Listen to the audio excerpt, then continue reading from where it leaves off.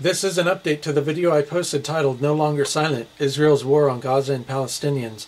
I've gotten several comments from people who think Hamas broke the ceasefire and the Palestinians in Gaza got what they deserved. One person told me that Hamas started bombing Israel in December during Hanukkah. This is completely untrue, and this is exactly the sort of news distortions I was referring to when I said it isn't fair to omit half the story and demonize the victims as Israel has done. Israel is the one who broke the ceasefire. Israel broke the ceasefire by going into Gaza and killing 6 Palestinians on the night of November 4, 2008. November 4th was the presidential election day in the United States, so our news media was dominated by news from the election results for the next several days. I suspect Israel planned this attack specifically on the night of our election day to keep it out of the news and keep people from realizing that Israel was the one who broke the ceasefire. Why is it important who broke the ceasefire between Israel and Hamas? It's important because since Israel is the one who broke the ceasefire, they may have violated international law by launching an offensive attack on Gaza where they used grossly disproportional military force. On CNN, Rick Sanchez reviewed several news articles that confirmed Israel broke the ceasefire by invading Gaza and killing 6 Palestinians. Search YouTube for CNN, Israel broke the ceasefire, not Hamas. I searched Google for all the articles he mentioned in his news clip, and I have posted them on my Facebook group webpage, which I will tell you about shortly. Israel killed these Palestinians based on nothing but Israeli suspicion of a planned attack. Israel claims these people were a security threat, but their words can't be trusted without evidence, and they can't break a ceasefire just because they suspect someone might attack them. The whole reason I've become passionate about this issue is because I've seen enough evidence to believe that the Israeli government is actively trying to suppress and distort the information we receive through the news to demonize Palestinians when Palestinians are actually the real victims here. In Israel's attack on Gaza, they bombed a United Nations warehouse that was storing hundreds of tons of food and medicine.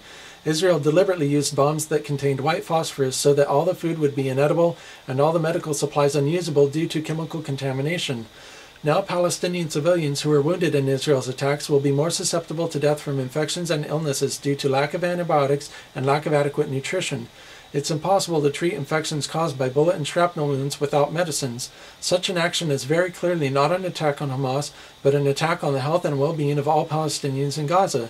Noam Chomsky says this is not surprising because Israeli army officials have been quoted as saying they deliberately target civilians. Search YouTube for Chomsky on Gaza 1 of 5 and pay special attention to what he says at 4 minutes and 20 seconds. I strongly urge you to watch his video. Noam Chomsky points out that 30 years ago, the chief of staff of the Israeli army actually said, "The Israeli army has always struck civilian populations purposely and consciously. The army has never distinguished civilian from military targets, but has purposely attacked civilian targets." Keep this in mind when you think about the fact that they bombed the United Nations warehouse storing food and medicine with phosphorus bombs to cause chemical contamination. Israel has refused to let any reporters into Gaza, and one Israeli official even admitted to a reporter that they weren't going to let any reporters into Gaza until news media was dominated by the January 20th inauguration of President Obama and his new presidency.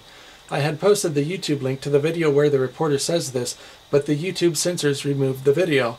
I located another copy of the video so you can see what the reporter said in the video that YouTube censored. Search YouTube for Richard Engel on why Israel won't let reporters into Gaza. On top of this, Israel struck 2 high-rise buildings that housed international news media offices in Gaza City, which included news media offices for Reuters and the Associated Press. Israel suppresses news media because Israel's biggest fear is that people will learn the truth about Palestine. The Israeli government knows that it is Israeli military policy to deliberately attack innocent civilians. This is why the Israeli government refused to allow reporters into Gaza during the war.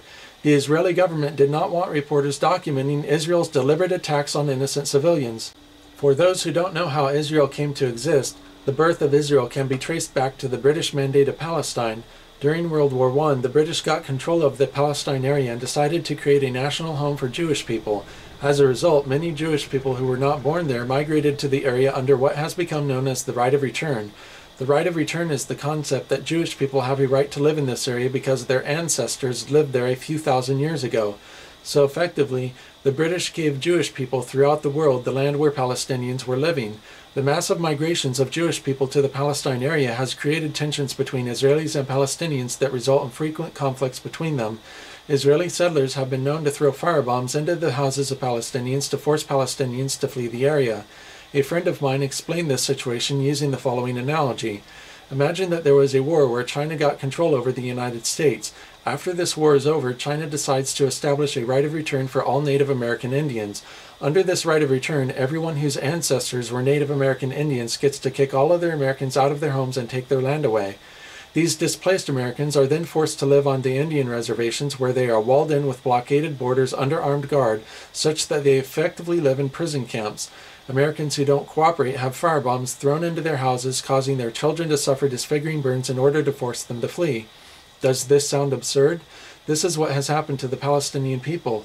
The 1.5 million people of Gaza effectively live in a large prison camp that is controlled by the Israeli military.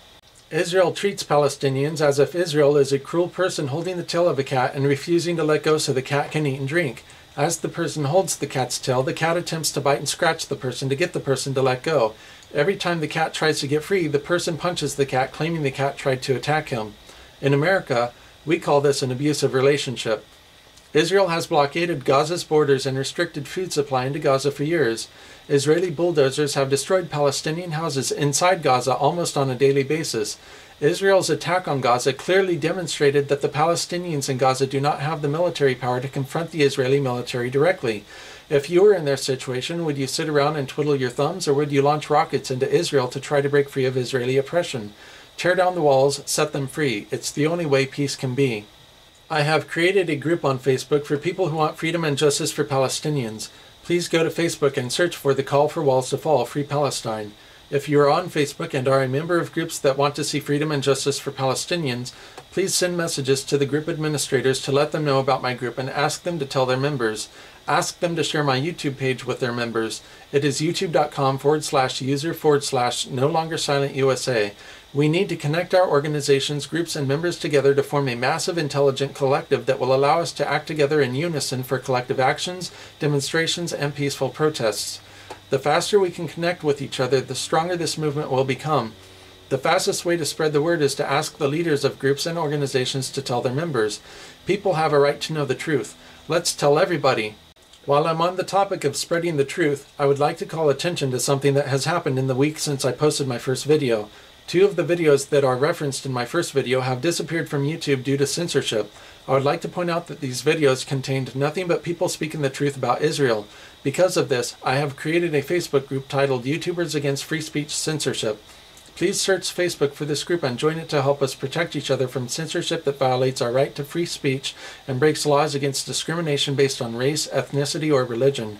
Document the videos you post and report possible violations of our laws to the American Civil Liberties Union at their website, aclu.org.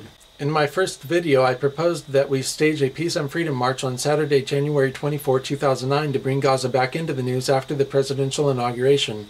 As I recently mentioned to everyone who registered on Facebook to attend this event, there hasn't been enough time for word to spread, so I decided to postpone the date and announce it later through our Facebook groups. Unfortunately, the Israeli plan to use the presidential inauguration and Obama's new presidency to suppress news coverage on Gaza is working. When I looked in my newspaper for news on Gaza this morning, there were only 2 paragraphs on the very last page of the main section, and all they talked about was people in Gaza praying in front of a destroyed mosque. There was nothing said about the 50,000 people now homeless in Gaza, or the 400,000 people in Gaza who do not have water. Because Israel bombed the United Nations warehouse with phosphorus bombs and made hundreds of tons of food and medicine unusable due to chemical contamination, it is a matter of urgent importance that Israel's border blockades on Gaza are lifted so humanitarian aid and supplies can move quickly and freely. We need to stage more peaceful protests to pressure our governments to get Israel to lift the blockade on Gaza's borders so Palestinians can get the humanitarian aid they so desperately need now. You can show your support for such protests by searching Facebook for the event Peace and Freedom March and indicating you would like to attend the event. If we need to stage peaceful protests every Saturday to spread the word and build our numbers, then so be it. The people in Gaza need our voices. In the meantime, I have created a new Facebook event titled Letter to Obama on Gaza. Please join me in sending letters to our government representatives to pressure them to end the Israeli oppression of Palestinians. A friend of mine is concerned that because the Israeli government murdered Rachel Corrie for speaking out, they might murder me for speaking out. The truth is more powerful than any military in the world. They can kill our bodies, but they cannot kill our words. Free speech will never die. Free speech will never die. I stand proudly and firmly with the Palestinian people along with my fellow Americans and my fellow citizens of the global community who are making a stand against the Israeli suppression of truth and the Israeli obstruction of justice. To the YouTube censors, if you strike me down for speaking out, I will become stronger than you can imagine. I will not cower in silence out of fear. I will make my words heard loud and clear. It's time for us to call for walls of hate to fall. Like the Berlin Wall, the Gaza Wall must fall. War is not the way to peace. Kindness is the way to peace. Thank you.